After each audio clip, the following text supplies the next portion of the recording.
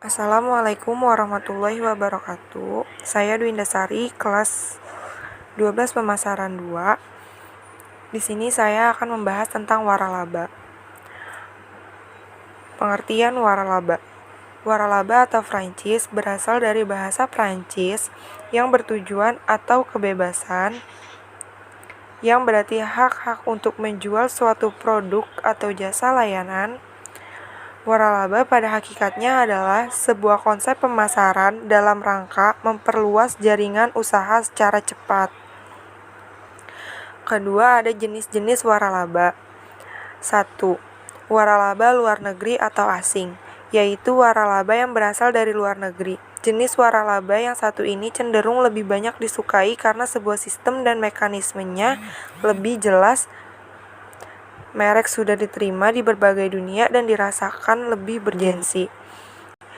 2. Waralaba dalam negeri, yaitu waralaba yang berasal dari dalam negeri. Jenis waralaba yang satu ini juga menjadi salah satu pilihan dalam investasi untuk orang-orang yang ingin cepat menjadi pengusaha, tetapi tidak mempunyai pengetahuan cukup piranti awal dan kelanjutan usaha ini yang disediakan oleh pemilik waralaba. Ketiga, ada tipe-tipe waralaba. A. Trade name franchise type. Yang satu ini franchise mendapatkan hak untuk memproduksi. Contohnya pada PT Great River mempunyai hak untuk memproduksi pakaian dalam trimpu dengan lisensi dari Jerman. Yang B. Product distribution franchising. Salah satu tipe ini franchise mendapatkan hak untuk distribusi di wilayah tertentu, misalnya pada soft drink, kosmetik. Yang C. Pure franchising atau business format type. Yang satu ini franchise mendapatkan hak sepenuhnya, mulai dari trademark, penjualan, peralatan, manajemen, dan teknik pengendalian kualitas, dan lain sebagainya. Contohnya pada restoran, fast food, pendidikan, dan konsultan.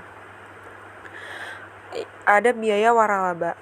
Yang A. Ongkos awal dimulai dari Rp 10 juta hingga 1 miliar. Biaya ini meliputi pengeluaran yang dikeluarkan oleh pemilik waralaba untuk membuat tempat usaha sesuai dengan spesifikasi franchisor dan ongkos menggunakan haki.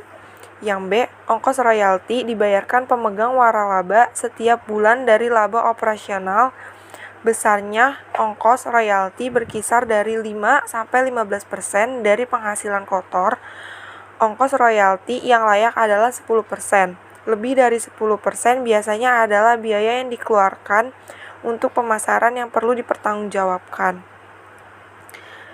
Ada keuntungan bisnis waralaba. Yang pertama, konsep bisnisnya sudah jelas dan dibantu dengan adanya pelatih sehingga bisnis berjalan sesuai dengan konsep atau sesuai dengan produk utama.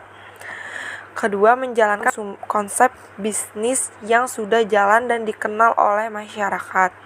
Ketiga, kontrol bisnis sudah dibantu oleh sistem. Keempat, bisa konsultasi dengan penyedia waralaba setiap kendala yang dihadapi di lapangan. Kelima, pengembangan bisa dipikirkan juga oleh penyedia waralaba. Kerugian bisnis waralaba. Yang pertama, rugi ketika salah satu memilih waralaba karena di awal kita telah menyetorkan uang franchise fee yang nilainya cukup besar. Kedua, keuntungan yang didapat sebagian penyedia waralaba menetapkan bagi hasil. Ketiga, sebagai penyedia waralaba tidak banyak membantu dalam mengembangkan bisnis. Mereka hanya memberikan konsep, mentransfer konsep, tetapi mereka tidak bertanggung jawab terhadap kesuksesan bisnis. Mereka lepas tangan terhadap perjalanan bisnis selanjutnya. Keempat, jika bisnis utama mendapat masalah, maka akan berpengaruh terhadap bisnis waralaba yang lainnya. Contoh waralaba. Yang pertama, di Indonesia waralaba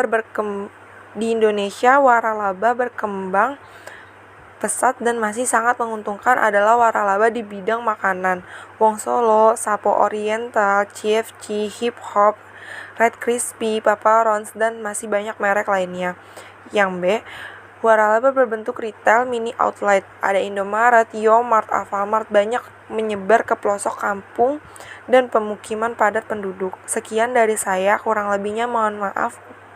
Wassalamualaikum warahmatullahi wabarakatuh.